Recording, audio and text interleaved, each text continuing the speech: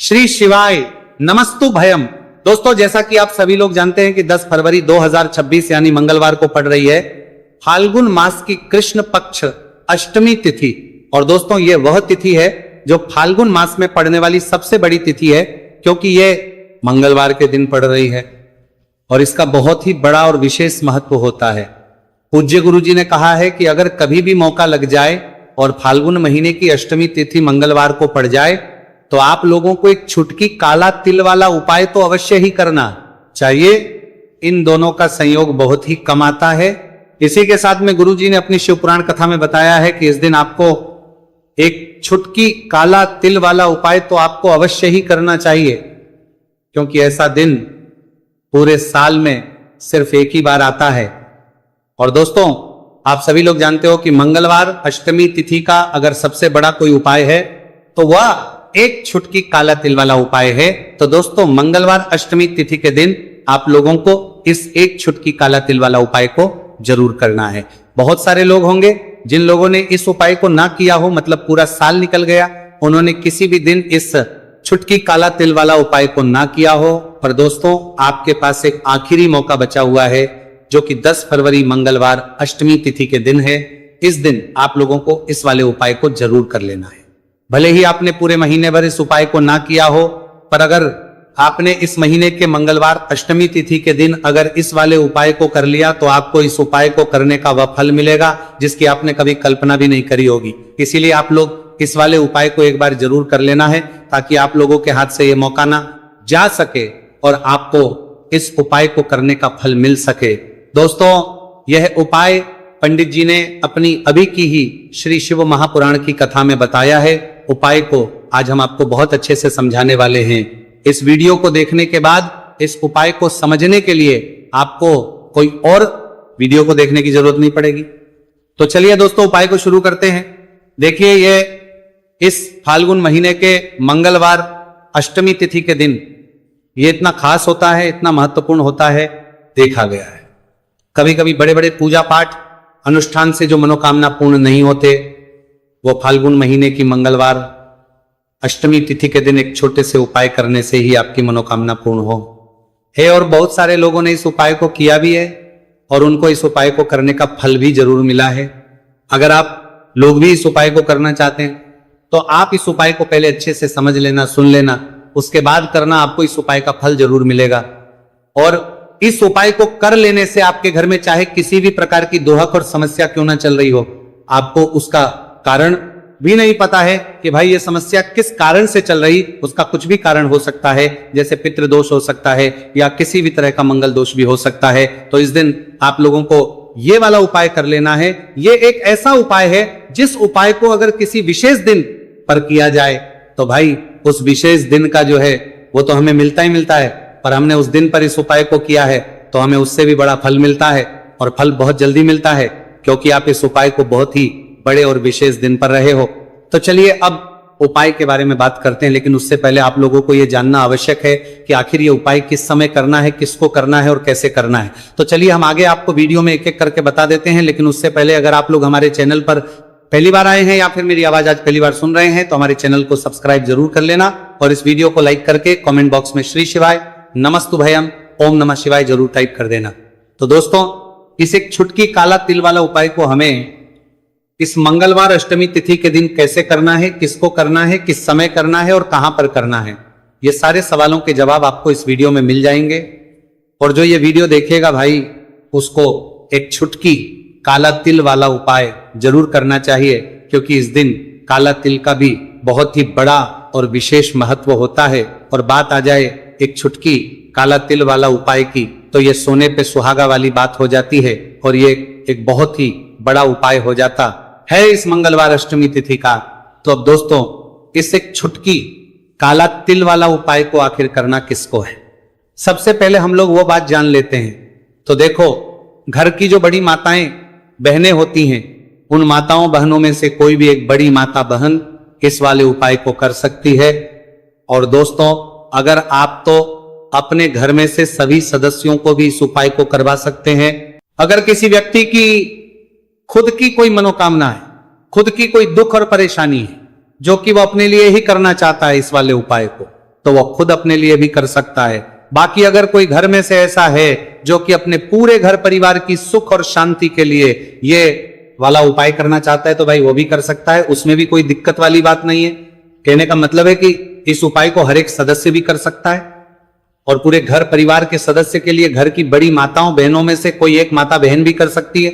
माताएं बहनें अगर घर में उपस्थित ना हो या वो यह वाला उपाय ना कर पा रही हो तो फिर घर का कोई बड़ा सदस्य भी इस एक छुटकी काला तिल वाला उपाय को कर सकता है, चाहे फिर वो पुरुष ही क्यों ना हो, उसमें कोई भी दिक्कत वाली बात नहीं है। उसके बाद में दोस्तों जो अगला प्रश्न निकल आता है वो ये आता है इस उपाय को लेकर कि आखिर इस उपाय को हमें किस समय करना है, सुबह के समय करना है कि शाम के समय करना है। तो देखो इस वाले उपाय को आप लोग सुबह के समय भी कर सकते हो और शाम के समय प्रदोष काल में भी कर सकते हो। अब अगर आप पूछो कि भाई सबसे उत्तम समय कौन सा रहेगा इस एक छुटकी काला तिल वाला उपाय को करने का, तो हम आपसे बस यही कहेंगे कि इस उपाय को आप सुबह के समय करेंगे तो ज्यादा बेहतर होगा। बाकी अगर प्रदोष काल शाम के समय भी करेंगे तो भी अच्छा होगा, उसमें कोई भी दिक्कत वाली बात नहीं है। तो अब दोस्तों जो अगली सबसे बड़ी और महत्वपूर्ण बात आती है वही आती है कि सुबह अगर हम उपाय को करेंगे तो हमें कितने बजे से लेकर कितने बजे तक के बीच में करना है, और शाम के समय प्रदोष काल में करेंगे तो हमें कितने बजे से लेकर कितने बजे के बीच में करना है। तो देखो सुबह जितनी जल्दी हो सके आप उपाय को करने की कोशिश करना कि अगर किसी कारणवश लेट भी हो जाओ, थोड़ी देर भी हो जाए तो 10 या 11 बजे तक भी आप उपाय कर लेना, पर 12 बजे से ज्यादा देरी ना हो, ठीक है, इस बात का ध्यान रखना। उसके बाद में दोस्तों अगर शाम के समय प्रदोष काल की बात करें, प्रदोष काल का जो समय होता है वो शाम के 6 बजे से शुरू हो जाता है। मतलब शाम के 6 बजे से लेकर 7 बजे के बीच का जो समय होता है यह समय प्रदोष काल का समय होता है। तो आप उपाय को 7 या 8 बजे के बीच में भी कर सकते हो। मतलब शाम के 6 बजे से रात 8 बजे के बीच में आप कभी भी इस वाले उपाय को कर सकते हो, उसमें कोई भी दिक्कत वाली बात नहीं है। देखिए यदि आपके जीवन में संकट बहुत ही अधिक चल रहे हो, समस्याएं बहुत ही अधिक चल रही हो, एक एक रूप खर्च करने आपको बस ओढ़ रहा है, भूमि से जुड़ी हुई कोई भी समस्या हो या फिर आपके विवाह से जुड़ी हुई कोई भी समस्या हो या आपके व्यापार से जुड़ी हुई कोई भी समस्या हो, तो आपकी यह सारी समस्या इस मंगलवार अष्टमी तिथि के दिन समाप्त होने वाली है। तो चलिए दोस्तों जानते हैं उस विशेष उपाय के बारे में। देखिए इस वीडियो में हम पूज्य गुरु जी द्वारा बताए गए 3 बहुत ही चमत्कारिक उपायों के बारे में जानेंगे। देखिए यह जो उपाय है आपके जीवन से दुर्भाग्य का तो अंत करेंगे ही, साथ ही साथ यदि आपके जीवन में धन की समस्या चल रही है तो वह सभी भी आपकी समाप्त हो जाएंगी। देखिए गुरुजी ने बताया है कि जब भी मंगलवार अष्टमी तिथि का दिन पड़े तो हमें कर्ज मुक्ति के लिए कुछ उपाय करने चाहिए। इसी के साथ हमें धन प्राप्ति, भूमि से जुड़े कार्यों और विवाह के लिए भी उपाय करने चाहिए। तो चलिए दोस्तों जानते हैं गुरुजी द्वारा बताए गए सबसे पहले उपाय के बारे में।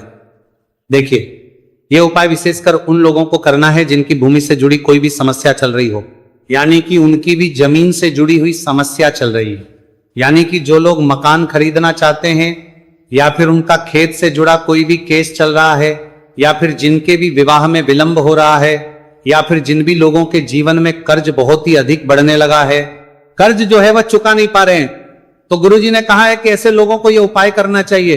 देखिए इस उपाय के लिए आपको थोड़े से काले तिल ले लेने हैं। देख आपको मात्र एक चुटकी काले तिल ले लेने हैं। इसी के साथ में आपको थोड़ा सा शहद ले लेना है। फिर सबसे अंत में आपको एक लोटा शुद्ध जल ले लेना है। तांबे के पात्र के अंदर आपको अपने घर से शुद्ध जल ले लेना है और इन सभी सामग्रियों को आपको लेकर के पहुंच जाना है भगवान शिव के मंदिर में। देखिए दिल्ली पूज्य गुरुजी ने बताया है कि इस उपाय को आप सुबह से लेकर के शाम तक किसी भी समय में कर सकते हैं। देखिए मंदिर पहुंचने के आप जो काले तिल लेकर के गए थे उनमें आपको थोड़ा सा शहद लगा लेना है। देखिए आप जो शहद लेकर के आए हैं उस शहद में आपको ये काले तिल अच्छे से डुबो देना है और शहद से युक्त ये जो काले तिल है इन्हें आपको शिवलिंग पर अर्पित कर देने हैं या फिर आपको शिवलिंग के चारों तरफ अच्छे से काले तिल का लेपन कर देना है। पूज्य गुरुजी ने बताया है कि लेपन करते समय यदि आपके जीवन में कर्ज से जुड़ी समस्याएं चल रही हैं, लेपन करते समय आपको आर्यन मुक्तेश्वर महादेव का स्मरण करना है या फिर आपके जीवन में विवाह से संबंधित या फिर जमीन से संबंधित कोई भी समस्या चल रही है तो फिर आपको मंगलेश्वर महादेव का स्मरण करना है। इसके बाद जो आप जल लेकर के आए हैं उसे आपको धीरे धीरे शिवलिंग पर अर्पित कर देना है तथा आपको लगातार शिव महापुराण के मूल मंत्र श्री शिवाय नमस्तु भयम इस मंत्र का जाप करते रहना है।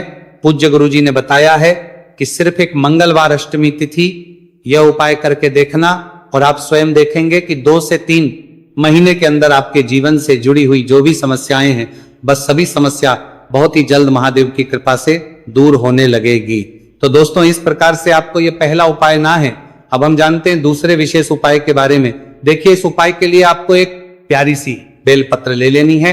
इसी के साथ में एक लोटा शुद्ध जल लेना है तांबे के पात्र के अंदर और इसी के साथ में आपको थोड़ा सा शहद ले लेना है। देखिए मंगलवार का दिन है और मंगलवार अष्टमी तिथि के दिन यदि हम शहद का उपाय करते हैं तो इससे महादेव हमसे बहुत ही अधिक प्रसन्न होकर के हमारी मनोकामना को परिपूर्ण करते हैं। देखिए दोस्तों यदि आपको बेलपत्र नहीं मिल पाती है तो आप भगवान शिव के शिवलिंग पर जो बेलपत्र छड़ी हुई वो होती है उसे शुद्ध जल से धो करके उसका उपयोग कर सकते हैं। तो इन सभी सामग्रियों को आपको भगवान शिव के मंदिर में लेकर के पहुंच जाना है। गुरुजी ने कहा है कि इस उपाय को भी आप सुबह से लेकर के शाम तक किसी भी समय में कर सकते हैं। देखिए मंदिर पहुंचने के बाद आपके पास जो एक बेलपत्र है और बेलपत्र की जो सबसे बड़ी वाली पत्ती होती है और उसकी जो चिकनी साइड होती है उस पर आपको अच्छे से शहद का लेपन कर देना है। यानी कि बेलपत्र की बड़ी वाली पत्ती पर पूरी ही पत्ती पर अच्छे से शहद लगा देना है। अब देखिए ये जो बेलपत्र है इसे आपको अपने सीधे हाथ की हथेली पर रखना है और आपके जो भी कार्य अटक रहे, देखिए बहुत से लोग ऐसे होते हैं जो अपने नौकरी को प्राप्त करने के लिए सालों से तैयारी करते हैं लेकिन उनको नौकरी नहीं प्राप्त हो पाती है। बहुत से ऐसे लोग होते हैं जो बहुत ही मेहनत करते हैं, धन भक्ति के लिए बहुत अधिक प्रयास करते हैं लेकिन फिर भी उनको धन प्राप्त नहीं हो पाता है। तो गुरुजी ने बताया है कि जब भी आपको अपने कार्यों में सफलता ना मिले तो फिर आपको मंगलवार के दिन इस उपाय को अवश्य करना चाहिए। देखिए अब आपको जिस भी कार्य में सफलता प्राप्ति करनी है उस कार्य को सफल बनाने के लिए आपको महादेव से प्रार्थना कर लेनी है और फिर ये जो एक बेलपत्र है इसे आपको भगवान शिव के शिवलिंग पर अर्पित कर देनी है। देखिए बेलपत्र की चिकनी साइड जिस पर आपने शहद लगाए हैं वह शिवलिंग से स्पर्श रहेगी और इसकी जो डंडी है वो आपको जलाधारी की ओर रखनी है। इस प्रकार से आपको यह बेलपत्र अर्पित कर देनी है। अब देखिए आप जो एक लोटा जल लेकर के आए हैं उसे आपको भगवान शिव के शिवलिंग पर धीरे धीरे अर्पित कर देना है। श्री शिवाय नमस्तु भयम इस मंत्र का जाप करते हुए देखिए जैसे ही यह जल शिवलिंग से होकर के जलाधारी की ओर बह करके आएगा तो इसे आपको थोड़ा सा अपने सीधे हाथ की हथेली में झेल लेना है। इस जल को आपको अपनी दोनों आंखों पर लगा लेना है और इस जल का थोड़ा सा छिड़काव आपको अपने शरीर पर कर लेना है। पूज्य गुरु जी ने बताया है कि जब भी हम मंगलवार के दिन शहद वाली बेलपत्र शिवलिंग पर अर्पित करते हैं तो इससे हमें महादेव हर कार्य में सफलता प्राप्त करवाते हैं। यदि हमें अपनी मेहनत करने के बावजूद भी पर्याप्त मात्रा में सफलता नहीं मिल पा रही है तो गुरुजी ने कहा है कि आपको मंगलवार अष्टमी तिथि के दिन यह चमत्कारिक उपाय अवश्य ही कर लेना है। अब दोस्तों हम जान लेते हैं गुरुजी द्वारा बताए गए तीसरे विशेष उपाय के बारे में। देखिए इस उपाय के लिए भी आपको मात्र 1 लोटा शुद्ध जल ले लेना है तांबे के पात्र के अंदर। फिर इसी के साथ में आपको एक प्यारी सी बेलपत्र ले लेनी है। बेलपत्र आपको ध्यान रखना है कि कैसे भी कटी हुई खंडित नहीं होनी चाहिए। अब देखिए मात्र 2 सामग्री लेकर के आपको भगवान शिव के मंदिर में पहुंच जाना है। पूज्य गुरुजी ने बताया है कि यह उपाय विशेषकर उन लोगों को करना है जिनकी कोई भी विशेष मनोकामनाएं जो कई दिनों से परिपूर्ण नहीं हो पा रही, चाहे वो विवाह से संबंधित हो, नौकरी से संबंधित हो, व्यापार से संबंधित हो, चाहे किसी भी प्रकार की मनोकामना है जो परिपूर्ण नहीं हो पा रही है तो उसके लिए आपको यह उपाय करना है। देखिए इस उपाय को भी आप सुबह से कि शाम तक किसी भी समय में कर सकते हैं।